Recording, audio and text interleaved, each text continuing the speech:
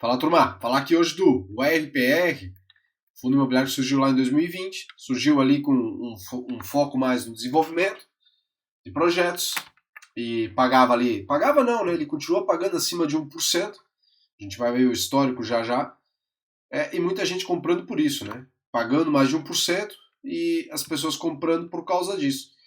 Então vamos dar uma olhadinha aqui no último relatório que tem disponível. Lembrando que o fundo ele tentou passar por uma mudança recentemente, querendo dividir ali o fundo em dois e tentar melhorar a situação do fundo, já que hoje ele segue bem descontado, né?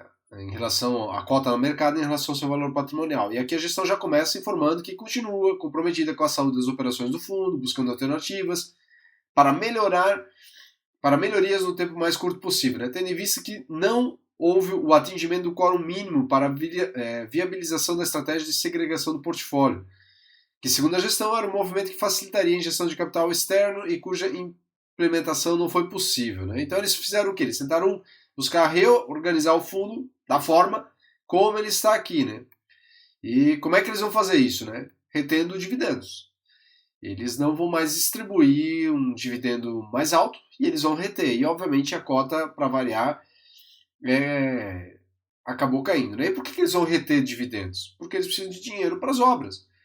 E a gente vai dar uma olhada também nessa questão das obras ali, né? O risco que esse tipo de fundo ele carrega. Até a gestão, em outros relatórios, ela coloca que eles estão com várias obras, já chegaram ao máximo, então não necessita mais de caixa. Então era questão só de surfar agora as vendas ali e distribuir os dividendos. E aí, claro, comprar novas operações, etc. Né? Só que tem que lembrar que, esse é o ponto, o fundo, por mais que ele termine as obras, ele não vai simplesmente começar a agora surfar de distribuição de dividendos bem mais altos. Porque é um fundo que vai continuar comprando novos projetos para desenvolver, para gerar mais lucro, ou não, né? Então, assim, não é bem assim que agora eu preciso de menos dinheiro. O fundo sempre vai precisar de dinheiro, né? Então, a partir desse ciclo, com essa mudança aqui, já que eles não conseguiram mudar o fundo, como eles vão mais reter mais dividendo, então a partir desse ciclo, parte do caixa do fundo será redirecionada a obras relevantes em andamento com o objetivo de preservar e potencializar o valor dos ativos. Trata-se de uma medida pontual, mas necessária, que resultará em uma redução temporária nos dividendos. Quanto tempo de redução aqui? Em torno aqui de 6 meses, né? Segundo o gestor nesse momento. Só que, cara, vamos lá, né? A gente já vai descer na tabelinha aqui do relatório para dar uma olhada nessa situação das obras, né? E ver se isso aqui faz muito sentido, né? Então eles estão estimulando aqui, informando, não estimulando, informando que a ideia é que ele distribui de 0,50 a 0,55 por mês, né? A expectativa é que esse cenário se estenda pelos próximos 6 meses, podendo ser revisto conforme a evolução dos projetos. Qualquer necessidade de prorrogação será previamente comunicada com a devida apresentação de um novo guidance para o rendimento do fundo. Isso aqui provavelmente vai continuar, né? Nós estamos num cenário bem ruim de juros e a tendência é que vai se prorrogar isso aqui, né? Vai ser mais do que de 6 meses, pelo menos é a minha estimativa, né? Nós estamos em maio agora de 25. A carteira de empreendimentos de crédito segue com boa performance. No mês de março tivemos uma arrecadação acima da média, com a contribuição de evento não recorrente do recebimento de quitação por leilão de 3 imóveis executados na carteira de Home Equity. Quer dizer, havia problemas aqui, né, foi executada as garantias, foi vendido, esse dinheiro entrou em caixa, porém, conforme explicado no slide anterior, optamos por maior alocação de recursos em obras, quer dizer, não vão distribuir esse dividendo, vai ficar para o caixa do fundo. E antes de eu continuar, talvez eu tenha gente dizendo o seguinte, tá, mas espera aí, o fundo não tem a obrigação de distribuir 95% dos dividendos que ele recebe, então ele não deveria ter a obrigação de ficar distribuindo isso aqui? Sim, só que o RPR ele tem SPS ali dentro. E as SPEs não têm essas obrigações de sair distribuindo os 95%. Então eles reinvestem. Esse dinheiro não entra de fato no fundo. Cai na SPE e reinveste ali dentro para continuar com as obras, né? Então é isso que acontece com o RPR e ele não vai ficar distribuindo enquanto ele sentir que precisa de dinheiro em caixa. E, a meu ver, ele sempre vai precisar de dinheiro em caixa, sendo que ele vai ter esse formato aqui de buscar o desenvolvimento, né? Vamos lá, né? Olha só. Isso aqui é um relatório de março de 2025. que é o último que eu peguei, ele tinha aqui a cota patrimonial continua em 100, uma coisinha, cotação aqui era de 61. Cotação agora é de 49. Caiu mais, e caiu mais com a notícia, né, já no mês passado, de que ia diminuir essa entrega dos dividendos e automaticamente a cota corrigiu. E a gente já vai olhar lá sobre os dividendos, o dividend yield que o pessoal gosta muito de olhar, né? Dividendo aqui ainda 0,80, mas obviamente vai começar a vir menor. Base de cotistas diminuindo de forma bem significativa, tá? Aqui, ó, o fundo apresentou no mês de março um resultado contábil de 1,03. Dentro desse valor contábil, 0,17 não foi concretizado em caixa, então, obviamente, não pode ser distribuído. Dessa forma, o resultado do caixa do fundo ficou em 0,86 e ele pagou 0,80. Lembrando, relatório de março, né?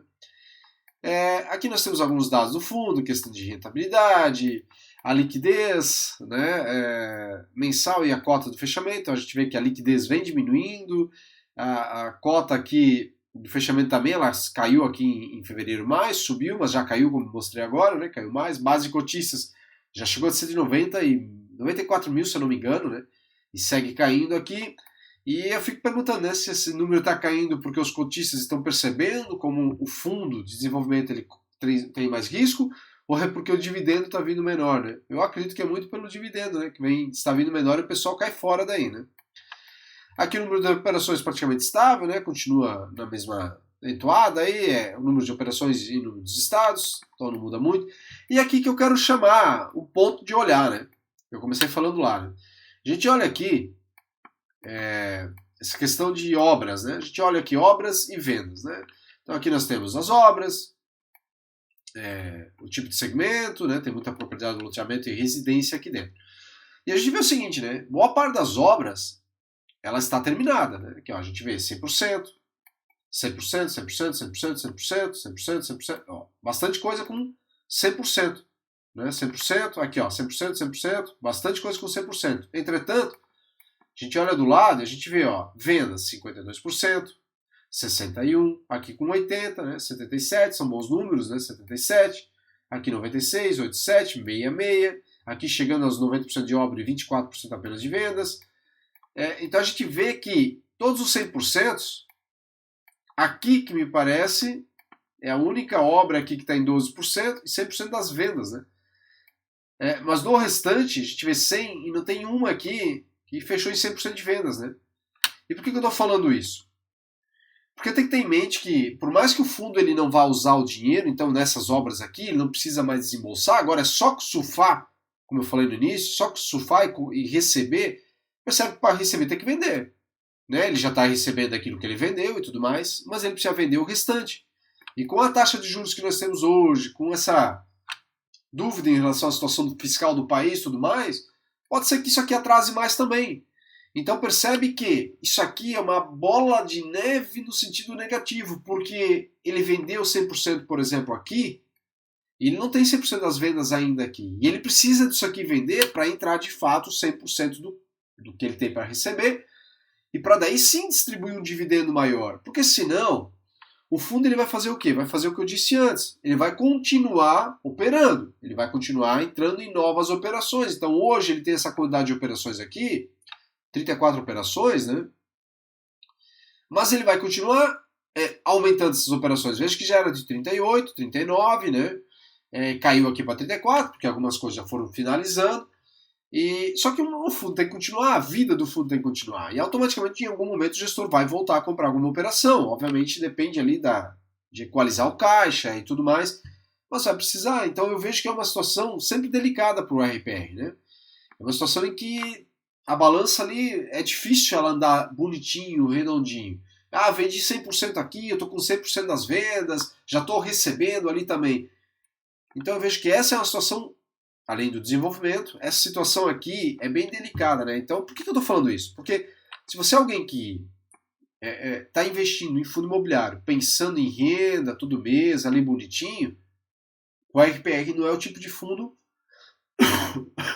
para você ter em carteira. Ponto final. Esquece. Ah, mas uma pimentinha. Então vai buscar algum fundo de papel, de crédito lá, se você quer uma pimentinha aí na tua carteira. Mas fundo de desenvolvimento não é para isso não. Né? E para quem que é? Sinceramente, eu diria que é para quem gosta de risco mesmo. né? Porque se a gente vem aqui olhar pro yield do fundo, a gente busca o histórico aqui dele, que teve alguns momentos pagando aqui, ó, 2,21, né? 1,67, né? 1,63, 170, 1,70, 2,44. Só que se a gente olhar aqui, teve fundo de papel pagando isso aqui também, 1,63. Aqui pagou 0,91, né? Pagou um dividendo bem menor, né? E a cotação lá em cima, percebe que essa é a loucura de quem procura o dividend yield, né? Aqui ele pagou 2,09, aqui ele pagou 2,87 e aqui ele pagou 2,25. Cotação foi fazendo o quê? Subindo, né? 2,01 aqui, 131, já chegou a 140 aqui na época, né? Aí tivemos aqui a questão de 2020, ali questão com pandemia e tudo mais. Mas pensa só, né? R$140 pagando para um fundo de desenvolvimento. Por quê? Porque ele pagou 2,03, né? Aí ele chegou a pagar 2,87 aqui, a cota tinha caído, subiu um pouquinho, subiu mais um pouquinho, pagou 2,06, caiu a cota, então o yield aqui ficou, né? 1,66, 1,92, quase 2% de novo, 1,19, 1,72. Tava cheio de fundo de papel pagando isso aqui também. 1,14, 1,19, 1,66. O que aconteceu com esses fundos de papéis aqui também? Também sofreram. Então tu percebe que o RPR, ele veio pagando esse 1,40, ele fica sempre acima de 1 aqui, ó, 1,11, com rara às vezes pagando menos. E aí tu vai dizer assim, para quem busca o yield, né? Ah, tá pagando sempre acima de 1%. Sim, mas dá uma olhada, a cotação de onde ela vinha para 1,40, como ela vem caindo. E aí a gente sobe para o momento atual, aqui é a mesma coisa, pagou 0,82, em abril 0,69, né? 0,82 aqui em fevereiro, março 0,80, que é o relatório que a gente está olhando. O yield 1,52, 1,31, 1,24. O yield também vem diminuindo, certo? E a cotação sendo engolida. Aqui vai ter aquele cara que vai dizer, ah, mas continua acima de 1%, mas o patrimônio aqui segue sendo engolido. Então nós temos uma cotação de 49,35, sendo que já era negociado a 140. E aí eu te pergunto, né? Até onde isso aqui faz sentido? Ficar comprando o yield. O yield, para mim, não faz sentido nenhum, né? Busca uma carteira, principalmente se você faz aportes menores. Busque uma carteira visando renda mensal, para ser o teu complemento de renda. Eu sei que é chato, eu sei que, pô, muitas vezes não vê evolução, né? Tá ali aportando, sobe R$3 de dividendos no mês seguinte, no outro mês sobe um pouquinho mais, R$8, no outro mês sobe 10, aí de repente você vê algumas pessoas em fóruns, no YouTube, mostrando o ganho de capital que tiveram com fundo A, fundo B, que compraram esse fundo aqui, compraram a um preço de tanto, compraram, por exemplo, agora, né? Comprei o RPR 49, de repente o RPR vai a 60, porque ele vai distribuir um dividendo maior, e aí a pessoa vende a 60, ela fez um dinheiro ali e tal. Ela só de fato fez dinheiro se de fato ela botou um aporte significativo. Tem 30 mil, 40 mil, comprou, acreditou na tese que fosse subir e tudo mais.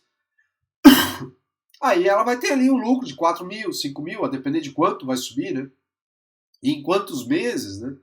Isso não é para todo mundo, né? Então, se você investe com foco, buscando na renda passiva, buscando um complemento de renda lá para frente, não deveria investir em fundos como o RPR, né? A gente vê aqui, ó, operações de atenção. Então tem 4 operações aqui, tem outras mais aqui no detalhamento do fundo, mas aqui, operação de atenção, né? A operação ainda não teve uma solução definitiva e estamos em contato tanto com a securitizadora quanto com os investidores majoritários para chegar a uma decisão final sobre a execução das garantias, o recebimento da quitação de operação. Então percebe que esse é outro risco, né? Não deu certo. Isso aqui é uma operação de loteamento, então não deu certo, está em atrasos, né? Que a gente vê aqui, tem as vendas, como eu mostrei, né? Por exemplo, aqui, 100% das obras terminaram, 77% das vendas concluídas. O fundo está recebendo isso aqui. Ele não recebeu ainda, não está 100% pago. E ainda tem mais tanto aqui para vender, quase de 25%, 26%, 27%, 22%, 23% para vender, certo? Isso aqui também não é garantia que ele já recebeu 100%. Então pode acontecer de aparecer inadimplência ali no caminho, certo? Que o fundo vai ter que fazer o quê? Executar a garantia. Aqui é a mesma coisa, né? A gestão aguarda apenas uma sobra de recursos com caixa para seguir com a execução das garantias da operação. Também tem que executar a garantia aqui. Então ainda tem isso, né? Você corre o risco da inadimplência. Então é dividendo menor, e aí o fundo ele precisa de caixa, ele vai retendo. Então hoje ele está retendo aquele valor lá em cima mostrado, e pagando 0,50, 0,55, Pode ser que ele tenha que reter mais porque é inadimplêncialmente. Então, ao invés de pagar 0,55, ele vai começar a pagar 0,40, 0,45. Então, quem diz, dos 49, 50 reais a cota não pode cair mais, é difícil. É nada. Né? E a gente vê que ele investe em segmentos bem difíceis, né? Multipropriedade, é ruim, é péssimo isso aqui, né? O loteamento também, mas é menos ruim que a multipropriedade, e os residenciais também, né? São segmentos sempre que sofrem mais, principalmente com juros. Só que aqui ele tem a garantia, né, dos imóveis, né? O loteamento também, tem que ver quais são sempre as garantias que está acordado. As multipropriedades, as garantias geralmente são bucha, tá? É ruim, né? Basta olhar outros fundos que investem ainda em multipropriedades, coisa bem ruim mesmo. Então, assim, são segmentos delicados, tá? E o pessoal ignora, né? O pessoal dá de ombro, né? Então, assim, eu vejo que se você vai investir em um fundo como o RPR, você tem que estar ciente desses riscos, né? O que não dá é para o pessoal comprar um fundo como o RPR e de repente falar, o gestor está fazendo um mau trabalho. Isso aqui é o risco que está no fundo. Tem que ter na mente isso já. O pessoal que comprava HCTR, o DEVA, o TORD, o LSH, né? Era o pessoal que estava recebendo 1,5, 1,4, pagando 130 na cota, 120, feliz da vida. Eu recebo 1,5%, na época a Selic estava bem mais baixo, né? Recebo 1,5%, olha só, sou um gênio, né, dos investimentos e tudo mais, dando de ombros pelo que tinha ali. Tem que começar a se perguntar, se esse fundo paga 1,5%, o que está acontecendo? O que tem ali por trás? Se agora ele está aqui com um yield de 1,24%, tá, por que está com um yield de 1,24%? Né? Por que continua pagando? Pô, o dividendo vai vindo menor e ele continua acima de 1%. O que tem ali atrás? Tem que fazer essas reflexões e buscar entender o que está por trás, né? Porque senão vai ser isso aí. Vai ser uma... Ao longo dos anos, tu vai ver o teu patrimônio sendo moído, literalmente, né? E vai continuar ouvindo, né? Isso aqui é uma falácia, né? Que eu escuto de algumas pessoas, né? Mas pelo menos eu continuo recebendo. Tá aqui, recebendo, estou recebendo, e o patrimônio sendo engolido. Não é assim, né? Não é assim. Se tu está com um bom fundo imobiliário, e de repente a cotação está sendo amassada pelo mercado, por situações do Brasil, etc., econômicas, é uma coisa. Mas isso tu como investidor vai precisar analisar se é isso, não, o fundo é bom, é o cenário que está ruim, e a cota aqui, quando o cenário melhorar, ela vai voltar a subir, está tudo certinho. Então, esses são pontos que precisa analisar, tá? Mas dá muito trabalho ficar analisando, né, essas questões, esses fundos imobiliários e tudo mais. Para isso, né, se você não quiser se incomodar com absolutamente nada, tem na descrição aqui do grupo, do vídeo, tem um link aqui que é o meu WhatsApp, tá? Eu tenho um grupo fechado. Um grupo fechado onde eu simplesmente faço o acompanhamento dos fundos imobiliários para as pessoas que estão dentro desse grupo. Né? Então, o que eu faço? Eu busco acompanhar tudo que se passa lá dentro. Né? Bom, tá aqui, né? Tudo que se passa lá dentro. Então, esse aqui é o relatório que eu entrego todo domingo para o pessoal. Né? Então, ao invés de você ficar lendo todo o relatório como mostrei ali, você vem aqui e acessa, por exemplo, GGS11, o que teve aqui? Eu entreguei o relatório no dia 11, né? O GGS11 entrou naquela semana. No domingo, que foi dia 11, que eu entreguei. O BTLG eu entreguei lá no dia 4. Então, todo domingo eu entrego um relatório, com um resumo. Então, ao invés de você precisar ficar lendo tudo que acontece nos fundos, né? Fundos de papéis também, obviamente. Tudo que vem acontecendo. Por exemplo, XPML. XPML eu fui obrigado a escrever um pouco mais, porque teve mais informações que eu fui obrigado a trazer para as pessoas aqui dentro. Né? HGBS, a mesma coisa, né? O VISC também. Então tem fundos que eu vou acabar escrevendo um pouco mais, um pouco menos. A RBR não teve muita informação, então eu trouxe só aquilo que eu entendi que é importante. Então, se você não quer acompanhar, fazer isso aqui, ficar olhando fundo a fundo, e fundo de desenvolvimento dá bem mais trabalho, eu tenho esse grupo, tá? A ideia do grupo é facilitar a tua vida. Obviamente é uma mensalidade, R$ 79,90 para participar do grupo, né? Pagar mensal, não quer ficar, você sai do grupo. Dá bastante trabalho o que eu faço, né? Eu também entrego todos os fatos relevantes, eu entrego para vocês, vídeos exclusivos lá para dentro do grupo, tá? Então, de repente, se tiver interesse, tem um link aqui na descrição, basta me chamar ali que eu converso com vocês.